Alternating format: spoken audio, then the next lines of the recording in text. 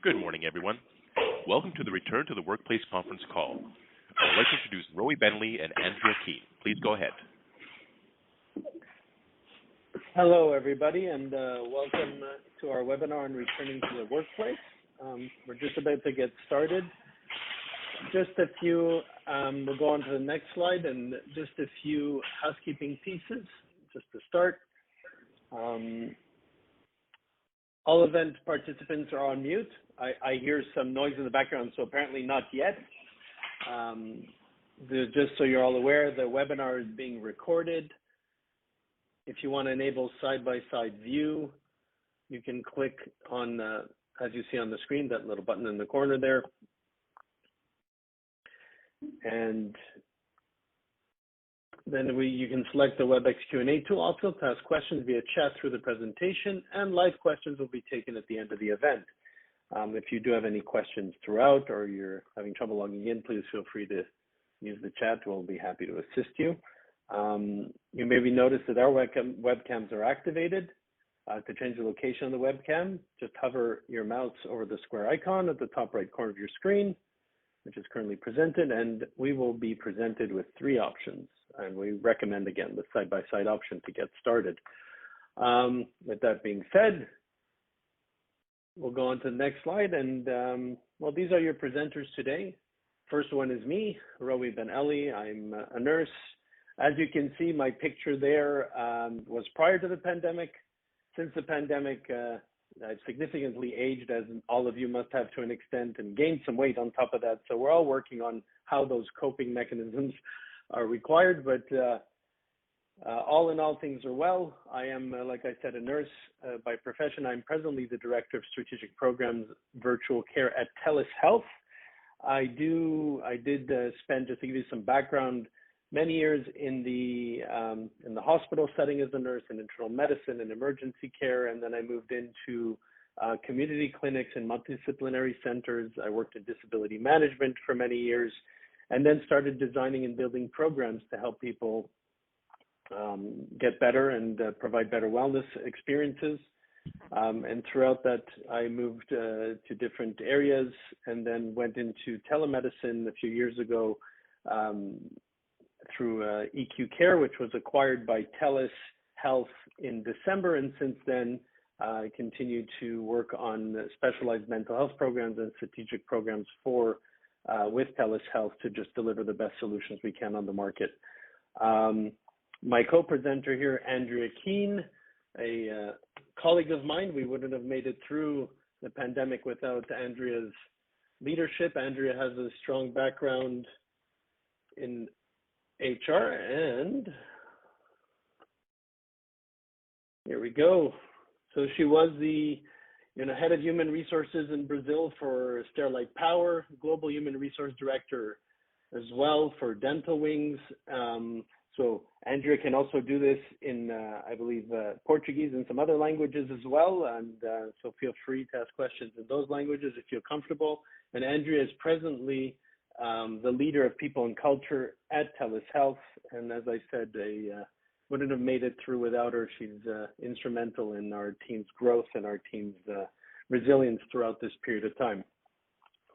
So we'll move on to the next slide and just give you a good overview of today's key learnings. So what we're going to really try to do is give you some, balancing return to work and mental health well-being. We talk about balancing all the time. The presentation will take about 45 minutes in total. There will be time to really, ask some questions at the end. We'll go through that. And we'll talk about what the impact of mental health is, how COVID affects mental health, return to work, and solutions to build resilience. Just to give you a little background on TELUS Health Virtual Care, it's built on 35 years of combined experience in healthcare delivery, and it's really where we're promising innovation in the field of virtual care. Then that includes primary care services, mental health services, specialized care, and more and more. We've gone through so much over the last year or two, and we really want to ask ourselves, and that's what we start asking ourselves, how are Canadian employees feeling and how are their expectations shifting? And we're going to discuss really the future of virtual care toward the end of the slide and how that's evolving for Canadians. So the next slide is just a shot of me. So I'll get started since I already introduced myself. And then we start to ask ourselves here, employees are struggling and they need help. Well, we know that for a while, employees are struggling prior to the pandemic. The real question we ask ourselves is what has changed since, and are the needs of employees different today than they were prior to the pandemic? And how can we help them? And how can we give them the resources that they need to help themselves as well? The next slide really has some details really around some data. I don't think any of this is shocking or surprising. I think what's really fascinating when we're looking at this is, the amount of Canadians that are affected by the pandemic, which we've all been affected in one shape or form. But almost 3 million Canadians have been working from home for over a year. That has an impact, obviously. Mental health is declining significantly. It was already in a state of being that was quite difficult prior to the pandemic, but this really has put it in the forefront.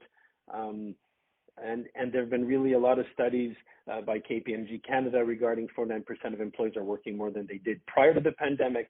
So balance is off. And this is things that we've all experienced personally or through friends and family.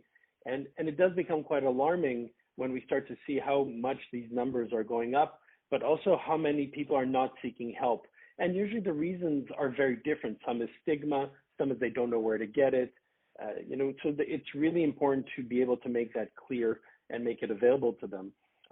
But I don't think anybody can argue with the fact that this definitely is a situation that requires support. On the next slide, what we're really going to start talking about, and this is going to be a little more probably helpful because we're going to start talking about how to balance returning to work or returning to the office and mental well-being, both for the leaders and also for the employees that you lead. The impact of mental health, we know that 1 in 5 Canadians experience a mental health problem each year, but just so we understand that by the time a Canadian reaches the age of 40, 1 in 2, so 50% have had a mental illness or some event in their life that has caused them to, have mental health symptoms. Just if you take a moment to understand, that means out of everybody on this call, right? So between me and Andrea, I guess I'm the one on this one because I've had a mental health issue, but one of us will have experienced this by the age of 40. So when you look at your entire workforce and you look at the people around you, so there's a very good chance they have experienced or are experiencing some sort of mental health symptoms. I'm not saying take it take it to the bank. Everybody here in this room has had or is having, but it's something to keep into mind when you're considering implementing solutions and looking at the sheer effect that this can have in a workplace when 1 out of 2 fall into this category. The financial and economic impact has long been known. About 60 to 50 billion a year is really the cost, the annual economic cost of mental health and its impact. And then we have about indirect costs related to absenteeism and presenteeism that really continue, and disability costs that go beyond $6 billion. And these numbers are recent, but we still don't have true numbers from the impact of the pandemic yet. So moving on to the next slide, now that we've kind of set the picture, and it is, it's not the most positive one, but I think it's important to set the stage so then we can start talking about what we really wanted is how do we do something about it and what are the solutions that are possible. So let's start with really what is mental health? And I mean, I'm not big on reading definitions, but this one is good because it's an interesting twist. The capacity to feel, think, and act in a way that enhances one's ability to enjoy life and deal with challenges. So when you use that as a context, it really covers, a big definition. And we're not talking about people that are mentally ill. We're not talking about people that are, require hospitalization. It's really mental health is our capacity to think and act in a way and respond to day-to-day challenges, right? Life challenges, work challenges, things that happen every day. Good mental health means we have the ability to learn, to grow, to express ourselves and manage positive and negative emotions, form and manage ranges of positive and negative emotions, and cope with those emotions and the uncertainty that comes with them. And uncertainty, we've had a plethora of them. We've had multiple uncertainties. We always experience it, but the pandemic really threw us off kilter because the standard things that we could count on were no longer there. They were no longer as stable when it came to, going to the grocery store was complicated. Sometimes you couldn't leave your house if you were in quarantine. You couldn't go to work. You couldn't meet up with your friends. You couldn't see your family. You couldn't go to the gym. It really became quite a significant impact. And we've all gone through it and we've seen improvements, but it's still here. We all wished it would have been completely gone by now. It's still here. And I think what is important is that we needed to learn to take care of ourselves again and build new routines to reach that threshold. And this is still something we're struggling with. Now bring in, and we'll go on to the next slide. Now we bring in the returning to the office. And you can imagine how this, again, is an uncertainty and brings, again, the need to rebuild routines. And therefore, there's a lot of anxiety around it. Now, the pandemic has really affected our mental health in general. And when reading this slide, you may all look at it. I read it and I'm like, okay, so fatigue, check. Musculoskeletal conditions, so like back soreness, neck soreness, things like that. Headaches, check. Poor work-life balance. I'm working on it, but it's not perfect, so check. Reduced exercise. Yeah, absolutely. And then increased substance misuse. That one becomes a little interesting. And the reason I say that is it depends what you were doing before and depends what's motivating you to do it now. So if before you were drinking a glass of wine with dinner and now you're drinking 3, or you feel the need to drink another one every time to get you through the evening, or you're craving that beer or that 5 cassette drink at noon, that this is now becoming different. And that's where we talk about misuse, is that it's not to enjoy the evening and it's not to just unwind at dinner. It becomes now something that we're using almost as a crutch, and it's just the awareness of it. And that's what we talk about, increasing of substance misuse. And this can be alcohol, it can be cannabis, it can be smoking, it can be any other substances as well, that the change is significant enough for you to ask yourself the question.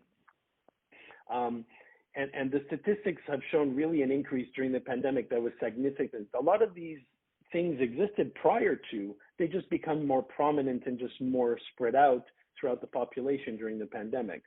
And what we hear from employees is that they're less motivated. We hear that there's a loss of purpose and productivity, and they have increased anxiety and isolation. And it's interesting, the isolation part, even though people may be living with other people, some people are not. Some people are completely alone, and that's really difficult. And others that live with people still feel isolated because the relationships are different. They've lost, and they're mourning changes in their life and in their routines and their access to social interaction. We are social animals. We do require it. It's something that is needed, and if it's not replaced, then we start to fall into a kind of a rut, and it does affect us. So I think these are all important factors, again, to paint the picture. But then how do we start to address it in the workplace? And that's what we're going to talk about a little bit on the next slide, now that I've given you a little context. The next slide is really mental health in the workplace specifically. And, what are the effects of the pandemic on mental health? What we've seen are more people with anxiety, more people with work-life balance issues, people that uncertainty has really thrown them for a loop. And that really has affected a lot of people and drained what we call their fortitude and resilience. It's been challenged. And none of us were spared. That's why they call it a pandemic. It's everywhere. It's all over the world. So we've all been impacted in one way or another. And we all have different levels of reserves and our ability to cope. And even the best of us have had difficult times during the pandemic. We've all adapted to that change, and we've had other moments in our lives where we needed to dip in to the deep end and get those resources to get us through tough times. But the continuous changes over the last 18 months to almost 2 years now has really drained even the most abundant reserves, and that's become more difficult. And that's where solutions and tools have to come into play to help get that back to normal. The important also, if you're in the workplace, is to acknowledge that there's an anxiety spectrum in regarding COVID. Not everybody responds the same. If I look even in my household, the way I react to it, the way my wife reacts to it, my children, my parents are different. So I think it's important to acknowledge that the people we're interacting with don't all feel comfortable getting in an elevator. They don't all know that, okay, so when I go to work, am I going to, how close do I stand to a colleague? Where do I sit in the lunchroom? When I stand in line, how many people are going to be there? Do I shake hands? Do I, elbow bump? Do I stay away? There's a lot of expectations here that are unclear yet, and it's important to consider that other people and respect other people in the way they have their own feelings and concerns. So it's awareness that we're not all responding to this in the same way. So there's going to be, like I said, a lot of awkward moments. It's like, am I gonna? Yeah. Are we shaking? Are we hugging? No. Okay. You want space? Do I take my mask off? No. All right. Are you vaccinated? That question's a tough one. So there's all these kind of little can of worms everywhere that people will need to kind of get used to. And what the best thing to do from an employer point of view is really to provide as much fact as possible, as much of the experience. It's not going to be perfect, right? We're going to miss a few things, but giving facts is really the best way to combat anxiety and people's stories in their minds of what it's going to look like, what they see on TV, what their friends have told them their experience was. The best thing is really to provide as much of a plan as possible. And I know a lot of workplaces have designated plans and spent a lot of time communicating it. And it needs to continue to make sure that everybody's comfortable and aware. So that's definitely a point I wanted to emphasize. Building personal resilience and mindfulness techniques, that's really, is to find our own center, find our own balance, and to realize that balance is not a static thing. You're not always in balance. You're going to be knocked off, you need to get back into it, and it's really the perpetual state of tightrope walking. So you want to adjust, stabilize, and repeat. And that resilience comes from tools. We've all, like I said earlier, been through moments in our lives that were difficult. We all went from elementary school to high school. Those were difficult moments. Those were not moments that were, even though we knew the environment, it was new. There were new people. There were new teachers. It was not the same as it was before, even though it's the same, it's different. And that's where people kind of lose their their ability to find their space, and that the resilience tools and the mindfulness means that we're aware that we're not there. How do we arrange it? What am I feeling? And that's really where psychotherapy, coaching, EAP programs, different resources that are built in to the environment allow people to get new skills, new coping skills, and new ways to navigate and manage those scenarios. And really the incorporation of mental health into overall return to work planning, because the key is that there's no surprise here. People are going to have a hard time. People are going to get your staff, your employees are going to have, some people are going to have a harder time than others. And to have this built in as having a mental health plan, a support mechanism, really takes some of the onus off of your leaders, because at least they know where to send people. And it also allows the people coming in knowing that there's somewhere to go. Where do I go when I feel this way? I don't know what to do. And that's an important aspect of it. So, Andrea, just a quick question. We're talking about how to create a mental health friendly workplace, considering the extra layer of COVID. What have you really seen or experienced in that aspect? Thanks, Roee. I guess I would say at the end of the day, people still need to be heard, whether it's kind of on an individual basis or whether it's on a group basis. So being heard through surveys and polling. People want to be heard. They want to make sure that their concerns are heard. And like you said, that there's good planning and well-documented actions, plans, contingency plans. There's still so many what-ifs as we're talking about returning to work. And, we're all on our own spectrum in terms of our comfort level with it. And so making sure that there's kind of a plan for everything along that spectrum in terms of that anxiety specifically about returning to work. Okay. Thank you for giving me that, that really clarity on that. We're going to talk a little bit about our solutions that are available in the market today a little later on, but I'll let you take over and start and give some of your experiences and your piece of this Thanks session. a lot. Great. Thanks, Roee. Very nice to be here.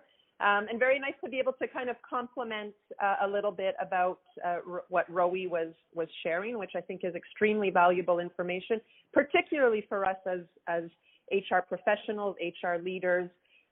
This is uncharted territory for us as well. And so oftentimes we're expected to have a lot of the answers, and we're also still figuring out how to navigate. So appreciate the earlier introduction, Roee.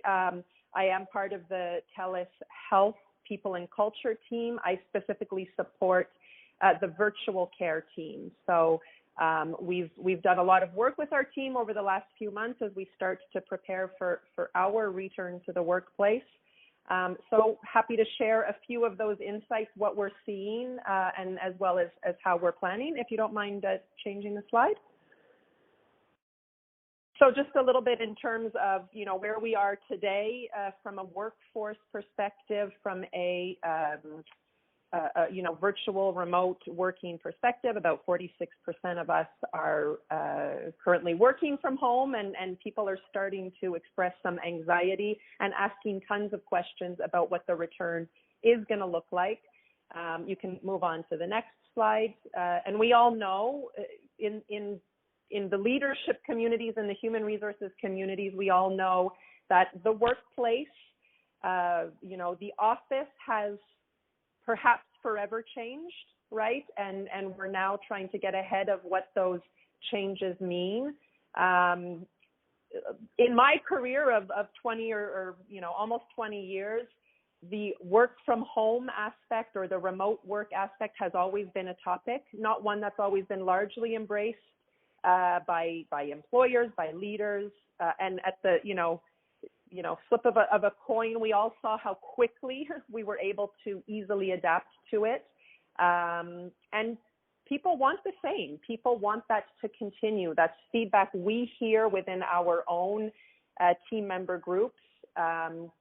Candidates ask it in interviews now. They want to be able to kind of continue that modality of being able to work from home. So here we see 60% are expecting to have some sort of flexible work arrangement post-pandemic. And the majority of leaders are realizing that it is a new reality. It's a reality that potentially works.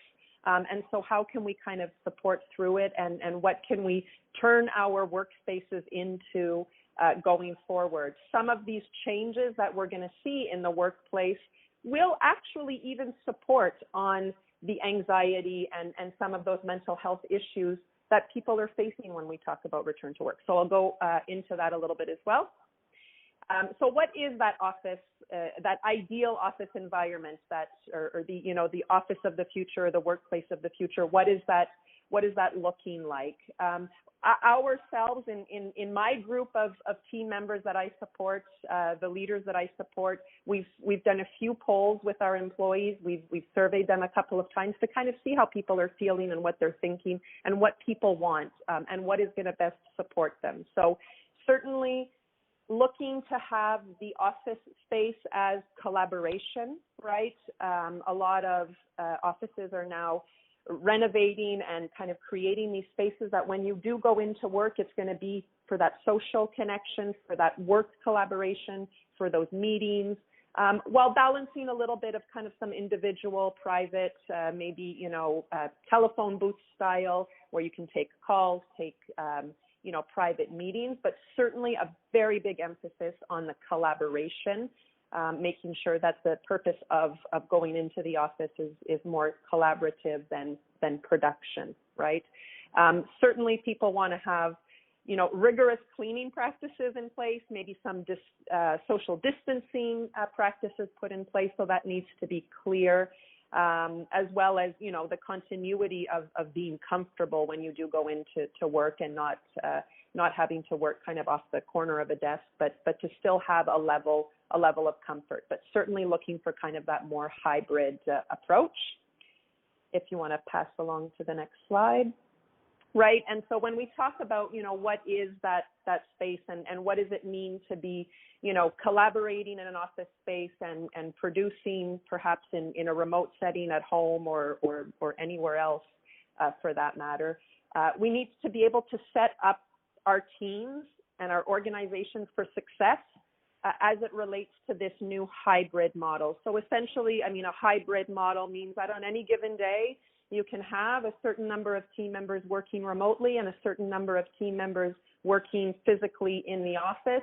Those same team members, those same teams can perhaps be collaborating in a meeting and setting up the technologies and making sure that we create that inclusive nature of that hybrid model. So in a meeting, you may have 3 people sitting around a table, 2 others joining remotely, and making sure that you have those technologies to support it so that the people joining remotely are not, on mute in the corner somewhere. They're actually participating in the meeting. Meetings can be really, collaborative in that sense to make sure that everybody is included. If the way forward really is going to be this hybrid model, those working remotely need to be just as included as those working in the same physical space. So we can't forget those virtual colleagues. I think, a mechanism to be able to understand where people are on any given day. So as we're talking in the TELUS world about our anticipated return to work at the beginning of next year, we're talking about, I guess the term is like hoteling, right, with office spaces. So not necessarily having dedicated office or a dedicated desk, but, checking in or reserving a space on any given day that you can go and work from, and really kind of being able to have that view of who's in, who's out, so you know who you can collaborate with, or perhaps taking it a step further, planning tools so that you can ensure that you are, effectively using your time, team members making sure that they know everybody's going to be in on a Friday, and really making sure that communication cadence works well for the team. And then also establishing some norms within the teams, within one's own team. Once a month, the first Tuesday of every month, we're all going to go into the office. We're going to go have a lunch together and kind of foster that collaboration. And every other day of the month, people have the freedom to come and go and work where they feel most productive. So this is, sharing some of these recommendations from our own team and what we're hearing and the pulse that we're feeling from within our own teams. Because at the end of the day, the resounding feedback that we get is that, to be able to support our team members coming back and have a comfort level in coming back, to reduce that anxiety. The word flexibility is at the top of that list, and that's really what people are looking forward to. We're still at early stages with, the thought of going back to work, with vaccination status. Do we declare? Do we not declare? Do we require it? Do we wear masks? Do we not wear masks? So to help minimize, some of that anxiety, some of those questions that a lot of people don't want to ask, really kind of creating that flexibility is going to help certainly ease some of that anxiety. Can move to the next slide. And really, I know Roee did a great job kind of touching on some of these points as well. But what do people want to know? We know as HR professionals, communication truly is key. And whatever we can do, work with facts. I like the way, Roee said that, sharing, true, valid information from, reliable health sources about the status of what is going on in the world of COVID, and also as it relates to coming back to work. So really making sure that things are well communicated, plans are in place, a staggered return perhaps for some people, what security measures are in place, what is being done in the workplace, and as what is being created from a flexibility standpoint to allow people the opportunity to return when they're most comfortable. And we know we're not out of this yet. And so, of course, contingency plans. What if we do, get out of a fourth wave, go into a fifth wave? What if something else happens in the world that we're not quite prepared for? What is that contingency plan going to be in place for team members? And I think, the most important thing we can do, and the best way we can do it, is by listening, right? Either listening, Roee asked the question earlier, one-on-one conversation and not just us as HR professionals, but also supporting our leaders to listen. Somebody's feeling anxious, not quite comfortable, take the time to listen to what those concerns are and see how the communications plans, the contingency plans can support those team members.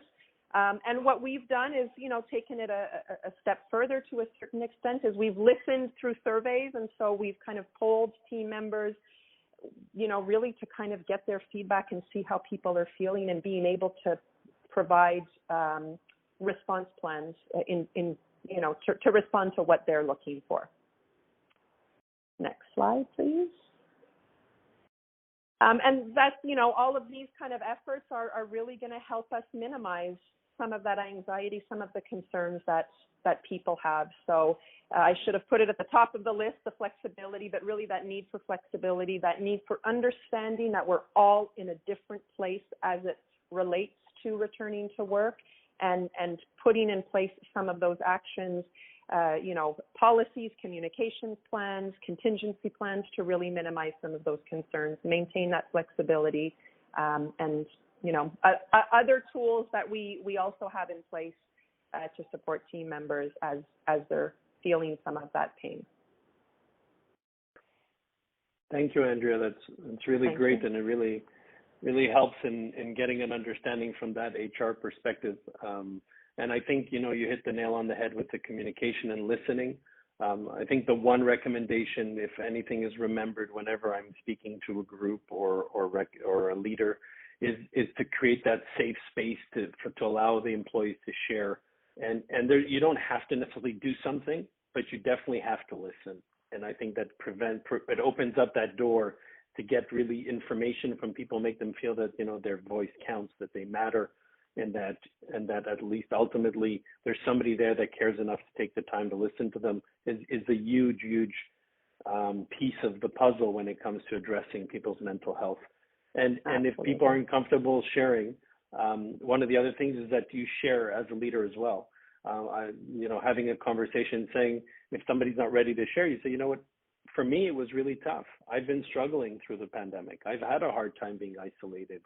For me, it's been overwhelming. My life balance is completely upside down, and it affected my relationship. So when you make it normal, you make it safe, you make it acceptable to share, it takes courage on the leader's part as well, but the benefits of it far outweigh the initial fear and the awkwardness of sharing.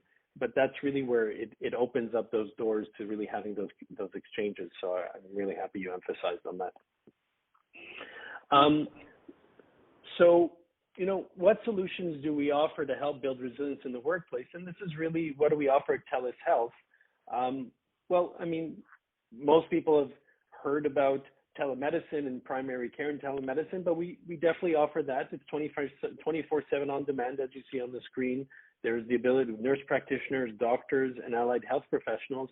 And at TELUS, we're really committed to supporting employers as they plan for a safe return to the office with personalized, accessible, and mental health care, that's backed with science and delivered with compassion, always with the human touch. We have several products that fit into this. One being the primary care telemedicine. We also have mental health services available whenever an employee needs it. Face-to-face therapy. We have digital cognitive behavioral therapy, which is really what we call specialized cognitive therapy, and digital therapy, which is asynchronous. So the employee is not on live with a health professional, but there's a behavioral health coach and a licensed therapist that's guiding them through it. So there is an interaction. It's just not one-on-one and live. And this is often very good for people that just don't have the time or the space to get on a call for an hour in the middle of the day, or even late in the evening. And there's in between the reality of life, it's not always possible. And this can be a great tool. We've got some great outcomes from it, and can be really, really helpful in building tools and coping mechanisms with the support of a clinician throughout. We also have a bridge to psychiatry as part of our mental health package, which is somebody goes through the primary virtual care. If they require psychiatric support, it's a great program to look at, where it gives access to our nurse practitioners and doctors to a psychiatrist to help guide them if there's any question regarding a specific patient that's of concern. And that's a wonderful way to get get quick access to therapeutic psychiatric support, because waiting for psychiatrists can take months. The other thing we have is also Life Journey, and Life Journey is really what encompasses our entire package. That's kind of all in one, the 24/7 on demand. You have primary care, mental health, work-life balance, and well-being support. And that's really, you know, the twist, or the modern twist on the EFAP programs, on the employee assistant programs. And this is really, you know, the pinnacle of support and 24/7 access to care, all in the palm of your hand, with the ability to get the best support possible 24/7. Just looking at the next slide, which goes a little deeper into specialized digital therapy, because we do have a special module specifically for returning to the workplace. It addresses, you know, the anxiety around the pandemic. It addresses the specific needs and the specific tools that may be of benefit to employees. So that we're actually, we created that specifically for this return to the workplace event, and is available today within the entire scope of our programming. So I think it's a great tool to kind of help employees get ready. It's even great prior to the return. We know a lot of employers have pushed their return to the office. Some kept it. It's staggered in different areas. And this is a great tool to even get people comfortable before going in or as they go in. So as a preventative or early intervention versus waiting till things are a little worse down the road. So definitely something worth looking into. If we look at the next slide, we're just going to look at the key takeaways from our call today, from the webinar. I mean, mental health problems, you know, they can interfere. They do interfere with our ability to function, affect our daily life. And the reality is that happens all the time. We go up and down. You know, we're not 100% at all times, but it's definitely something to be aware of, and having the proper support mechanism allows employees to, you know, be just more performing, allows them to have a better quality of life, which is a win-win. We want to recognize and understand and eliminate stigma. Stigma is still very much present. It's something that, you know, with the pandemic has become more out there. It doesn't mean people are more comfortable accessing. There are certain areas, certain specific demographics that are still kind of not feeling comfortable. As we said initially, there's a large amount of people not searching or seeking for care. So it really helps in helping to eliminate the stigma, and that's a key takeaway in the space. As a leader, commitment to core values and principles can make a difference. And we said communicate, make an open, safe space. Take the time. It's extra time. It's hard for the leaders too. So the leaders also need to do this with them, because they're also human and they're also dealing with the same thing. So it can't just be in one space. It's a top to bottom type of intervention. So it's important to note that. And just providing the tools, such as the tools that we indicated to you that we have. There's other EAP programs out there. There are other solutions out there. And, you know, the key is not to throw your baby out with the bathwater. But the key is that you make sure that these solutions meet the needs of your employees. So like Andrea was mentioning, ask them, is it working? Survey them. Are they getting what they need? And then it allows you to determine if their journey needs a tweak, if we can make things better. Thank you very much for those who participated, and thanks for your valuable information, Roee. It was really great. Oh, well, thank you. Same to you. I think we always make a good team. And so I'd like to go on to the next slide. That's the thank you slide. Thank you guys for joining us today. And if there's any questions, feel free to reach out. Here's the information to do that. And we'll be happy to answer. And it can be about our products, or if any questions, or as Richard suggested, some strategic information that may help you guide or plan your return to the office strategy. We're happy to assist with that. And thank you for joining us on this at least sunny day out here in Montreal. And have yourself a great rest of the week. Thank you. Thank you. This concludes the Return to the Workplace conference call. Thank you for your participation, and have a nice day.